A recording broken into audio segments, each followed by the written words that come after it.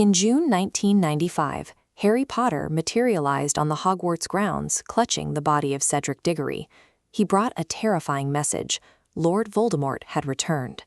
Confronted with this reality, Minister for Magic Cornelius Fudge faced a choice. Driven by acute political paranoia and a desperate need to protect his career, he chose the path of active denial. He refused to accept a truth that would destabilize his administration. Fudge's political cowardice mirrored the literal cowardice within Voldemort's own ranks. When the Dark Mark burned, former Death Eaters like Igor Karkaroff abandoned their posts, fleeing into the night to escape their master's wrath. Back in London, the Ministry launched a systematic smear campaign to discredit Harry and Albus Dumbledore. By prosecuting the whistleblowers, the government created a massive tactical vacuum, allowing Death Eaters to quietly rebuild their networks entirely undetected. The Ministry's rigid bureaucratic paralysis served Voldemort more effectively than his own magical power ever could. But we can construct an alternate historical model. We can ask what happens if Cornelius Fudge's instinct for self-preservation leads him to a different conclusion, that his only chance of surviving the fallout is to believe Harry Potter immediately. In this scenario, Fudge aligns himself with Dumbledore before the sun rises on the Triwizard Tournament.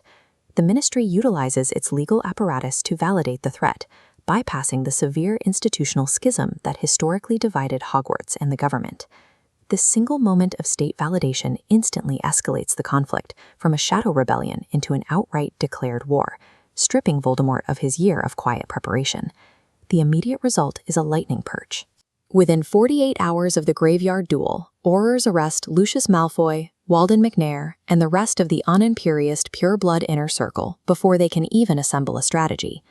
This diagram illustrates the next crucial step. By freezing the Malfoy and Black vaults at Gringotts, the Ministry abruptly severs the gold lines and influence pathways radiating from Voldemort's central node, isolating him financially. Simultaneously, the educational environment shifts. There is no High Inquisitor Umbridge or secret Dumbledore's army. The Ministry explicitly sanctions Hogwarts as a defended military academy, introducing an advanced combat curriculum to prepare upper-year students for actual battle. The entire state apparatus takes control of the streets, deploying its full martial power in a highly visible show of force. By striking preemptively, the proactive wizarding state neutralizes the enemy's wealthy elite forces. Voldemort is left without his political cover, his financing, or his inside agents at the Ministry.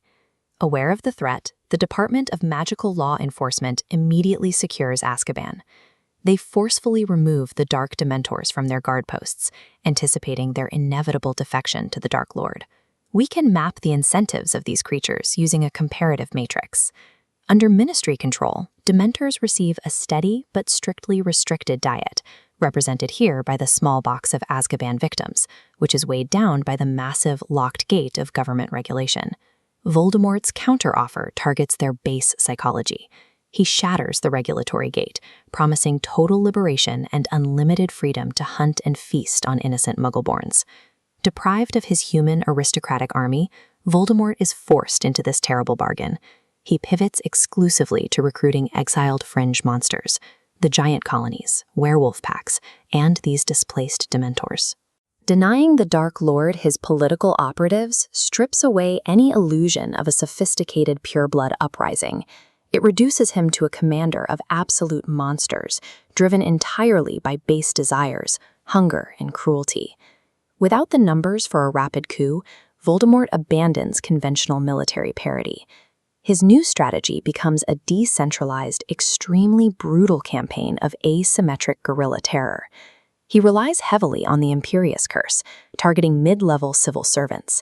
These sleeper agents enact systemic civil sabotage, corrupting flue powder supply lines, leaking tracking data, and introducing slow-acting dark curses into the Ministry's water supply. At the same time, his creature factions launch sudden, devastating hit-and-run raids. They target isolated wizarding communities and highly exposed high-density Muggle infrastructure to maximize human misery and demonstrate the state's vulnerability. This highly mobilized environment forces Voldemort to operate at an accelerated, desperate pace. Fearing intelligence leaks to proactive Aurors, he rapidly hunts down and executes defectors like Igor Karkaroff, significantly shortening their survival time. While a proactive government saves lives and shortens the war, it inevitably forces monsters into a corner, driving them toward a campaign of uninhibited and desperate cruelty against the innocent.